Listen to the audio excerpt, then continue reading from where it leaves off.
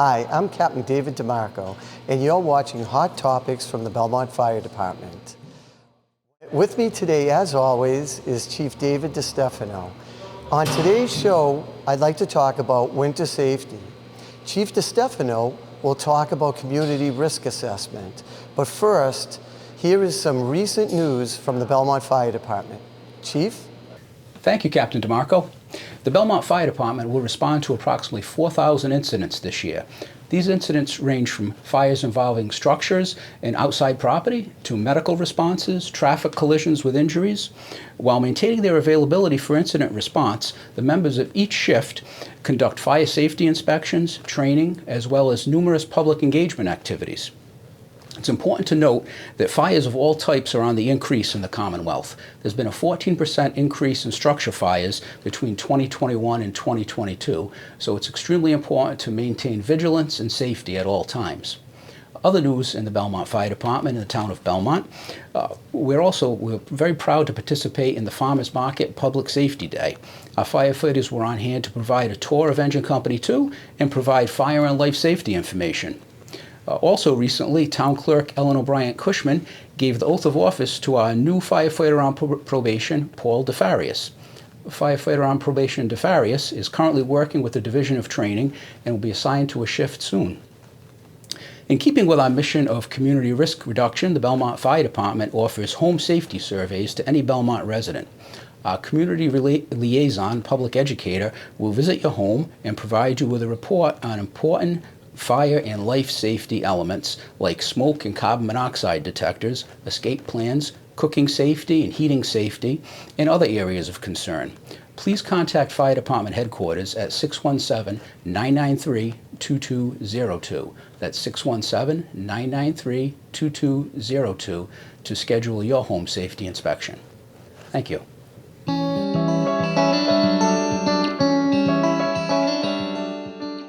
Important elements in the modern fire service include community risk assessment and reduction activities. We at the Belmont Fire Department consider ourselves your partners for life, and in so doing, we feel that community risk assessment and reduction is an important part of our job as well. I'd like to speak to you a little bit about the Belmont Fire Department's profile before we begin discussing reduction and prevention activities. So the Belmont Fire Department operates from 2 strategically located stations that help us provide a standard of coverage for fire and EMS response travel time that is at the national average of 4 minutes. Our minimum staffing is 11 firefighter EMTs or paramedics split between the 2 stations. We have 4 pieces of staffed fire apparatus, 2 engine companies, 1 ladder company, 1 rescue or ambulance, and the shift commander's vehicle. As I said earlier, we respond to approximately 4,000 incidents per year, and that number is ever increasing. The modern fire service conducts many missions. Most important is prevention of harm. And we do this through our risk assessment and reduction activities, inspectional activities, and our education and outreach programs. Obviously, we respond to and mitigate incidents as they occur.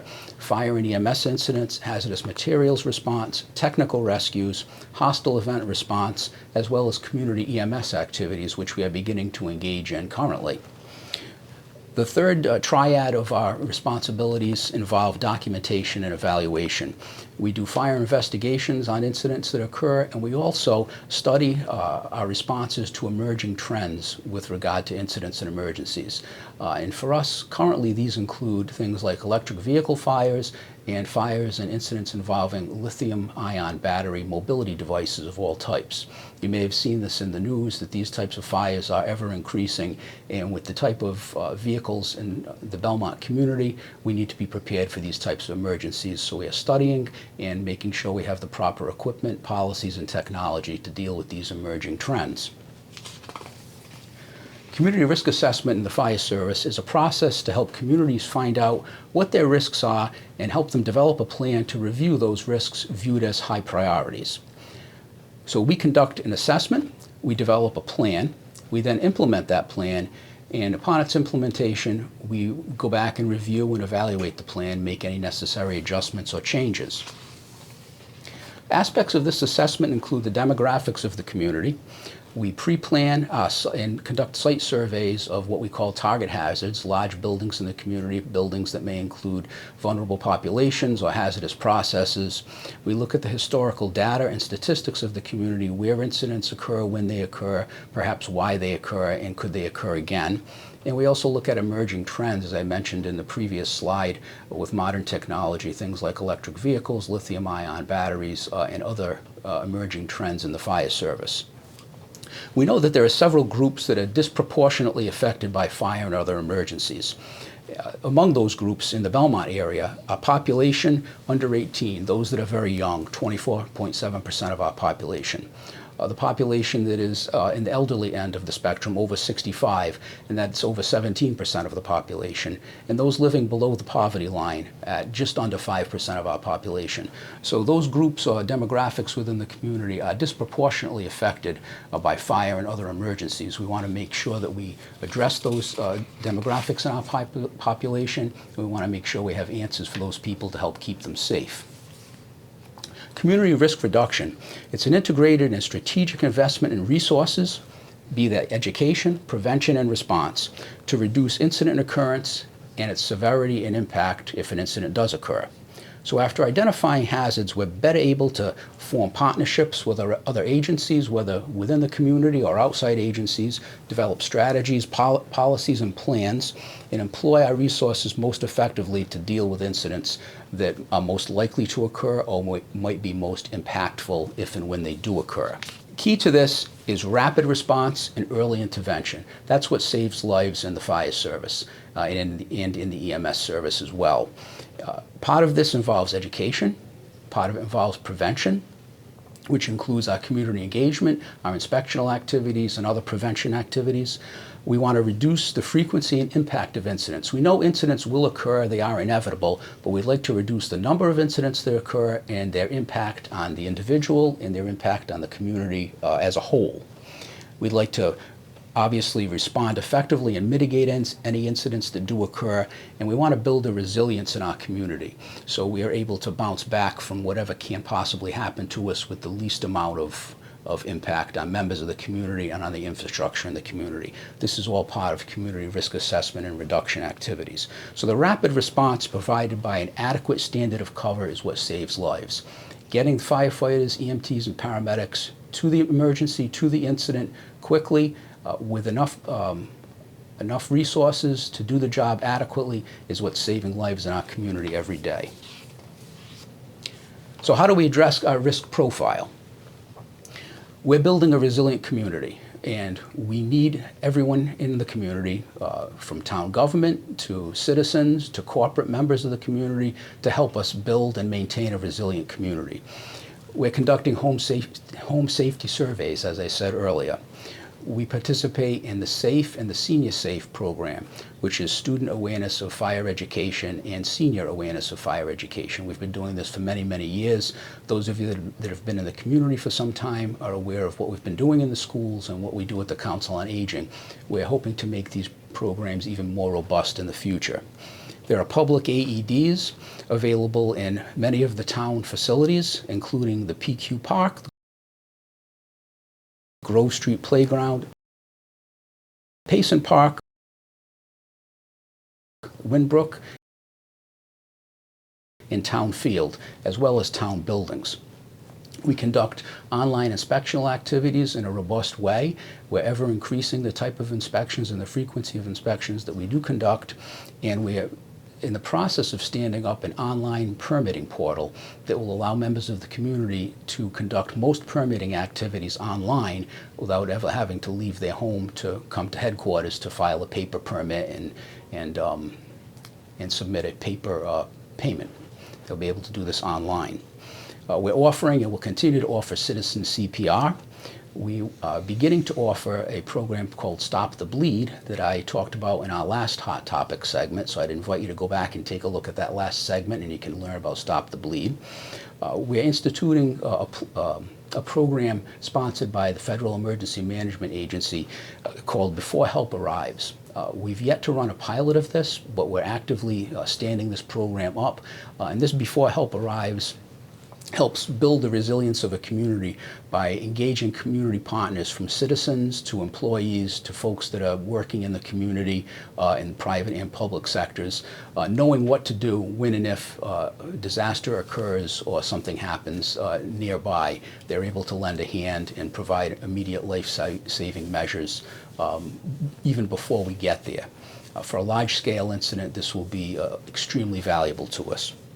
We provide community outreach in a number of ways. We attend community events. We make ourselves as visible as possible and as reachable as possible. So please, when you see a firefighter, if you have a question, if you have a comment or concern, talk to that firefighter. I think you'll find that we're very easy to speak to, and we'll always do our very best to help you. The other initiative that we are involved in is also sponsored by the federal government, United States Fire Administration. It is called Fire is Everyone's Fight, and it provides local communities like Belmont with very good specific resources for community messaging. You've seen a little bit from us in the past on this, and you're going to see a whole lot more from us in the future using this messaging for fire, EMS, and other community safety messages. And certainly we have in the past, and we certainly will in the future, assist with smoke and CO detector installations and inspections. We've partnered with the Council on Aging and will continue to do so to provide smoke and CO detectors to those in need based on their referral, and we're happy to do that. We really want to get as many smoke and CO detectors in our community as possible. They cut down in time of alerting for these types of incidents that could be quickly deadly in the modern fire environment. As a matter of fact, in the year 2023, you actually have a greater chance of being involved in a lethal house fire than you did in 1980. And that is due to modern fire dynamics. The speed at which fire spreads because of modern combustibles and modern constructions is just extremely fast and overwhelming. So it's important to get notified quickly, get out quickly, have the proper fire department response to mitigate the fire as quickly as possible, and if necessary, to rescue people and save their lives. So these are some of the steps that the Belmont Fire Department is taking to identify and address risk in the community. And as always, we appreciate your cooperation, we appreciate your support, and we look forward to being your community partner for life. Thank you. Thanks, Chief. Winter is almost upon us, and so let's really talk about winter safety. Let's start with some essential safety tips. Make sure there are working smoke and carbon monoxide alarms in your home. Test smoke and carbon monoxide alarms monthly and change your batteries at least twice a year. Create a home escape plan and practice these home escape plans with your family. If you heat your home by burning solid fuels, coal, firewood, or pellets, have the chimney and flue inspected and cleaned every year. Keep anything that can burn at least 3 feet away. Dispose of ashes in a metal container with a lid away from the house. Sparks and embers from a fireplace or wood stove can ignite household materials. Use a screen in front of the fireplace. Do not use space heaters as your primary heating source. Keep anything that can burn at least 3 feet away from all sides of the space heater. Plug a space heater directly into a wall outlet, not an extension cord or power strip. Always turn off when you're going to bed or leaving the room. Portable kerosene and propane heaters are illegal in Massachusetts for home use. Extreme cold safety tips. Before extreme cold weather hits, be informed by receiving alerts, warnings, and public safety information before, during, and after emergencies. Learn how to make a family emergency plan that addresses the needs of your family and prepares your family to safely evacuate or shelter in place. Assemble an emergency kit. Prepare your home for possible emergencies. Preparing, strengthening your home can not only protect your property during disasters, but can also add value to your home. Ensure your vehicle is ready for safe winter driving. Make sure your vehicle tank is full. Follow safe driving practices if you must travel during winter storms. Make sure your pets are ready for cold weather. What you can do during extreme cold weather: continue to check the media for emergency information. Follow instructions from public safety officials. Reduce outdoor activities for the whole family, including your pets. Dress in several layers of loose-fitting, lightweight clothing instead of a single heavy layer. Outer garments should be tightly woven and water repellent. Wear a hat, mittens, not gloves, and sturdy waterproof boots to protect your arms, legs, and hands and feet. Cover your mouth with a scarf to protect your lungs. Follow the recommended safety precautions when using space heaters, a fireplace, or a wood stove to heat your home. Keep a fire extinguisher handy. Make sure emergency generators or secondary heating systems are well ventilated. If you lose heating, move into a single room. At night, cover windows and external doors with extra blankets or sheets. Wrap pipes in insulation or layers of newspapers covered with a plastic to prevent them from freezing. Let a trickle of warm water run from a faucet to keep water moving through your pipes so your pipes don't freeze up. If your pipes freeze, open all faucets all the way. Remove any insulation and heat the frozen pipe with a hairdryer or wrap with towels soaked in hot water. Never use an open flame to thaw pipes. In the event of a power outage, you may need to take extra precautions or go to an emergency shelter to stay warm. Know the symptoms and watch out for cold-related illness. Call 911 to report emergencies. Be a good neighbor. Check on family, friends, and neighbors, especially the elderly, those who live alone, and those with medical conditions, and those who may need extra help. Extreme cold can cause cold-related illnesses, including frostbite. Frostbite is the freezing of the skin and the body tissue. Treatment: get the victim or yourself to a warm location. Cover exposed skin, but do not rub the affected area. Seek medical attention immediately. Hypothermia is abnormally low body temperature and is life-threatening. The symptoms are shivering, exhaustion, confusion, memory loss, and slurred speech. If symptoms of hypothermia are detected, the person's temperature may be low. It could be as low as below 95 degrees. Seek medical attention immediately. Get yourself or a victim to a warm location. Remove wet clothing. Warm the center of the body by first wrapping the person in blankets or putting on dry clothing. Give them warm, non-alcoholic beverages. Warning symptoms of hypothermia. Winter safety that has to do with ice and cold water safety. Always wear a personal flotation device when boating. Dress properly for cold weather in wool, which insulates better from the effects of hypothermia when dry or wet than man-made materials. Keep your head covered because 50% of your body heat is lost through your head. The only safe ice is skating rink ice, so be very careful. Ice on moving water in rivers, streams, and brooks is never safe. What to do if somebody falls through the ice? Call 911 immediately. Properly trained and equipped rescuers will respond. Do not go out on the ice. Many would-be rescuers became victims themselves by doing this. Reach for the person if you can.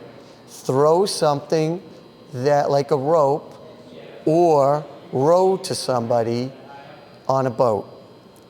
Extend a branch, pole, or ladder to the victim. Throw a buoyant object such as a life ring or float tied to a rope. If a boat is nearby, row out to the victim and push the boat towards that victim. What to do if you fall into cold water? Get into the help position. That's heat escaping, lessening position. Bring your knees close to your chest. Hold your arms to your sides and clasp your hands. Cover your head, if possible, to protect your body from heat loss. Do not try to swim unless a boat, floating object, or shore is close by. Swimming causes warm blood to circulate to your arms and legs, where it cools off quickly and reduces survival time by 35 to 50%.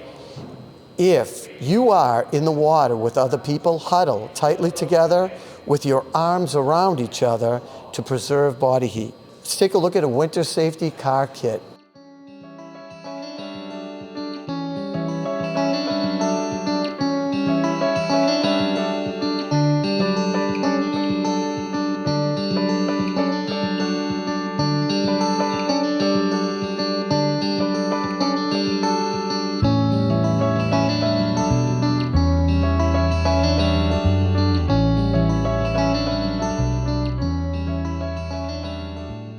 Well, that's it for this episode of Hot Topics from the Belmont Fire Department. I'm Captain David DeMarco. Please stay safe.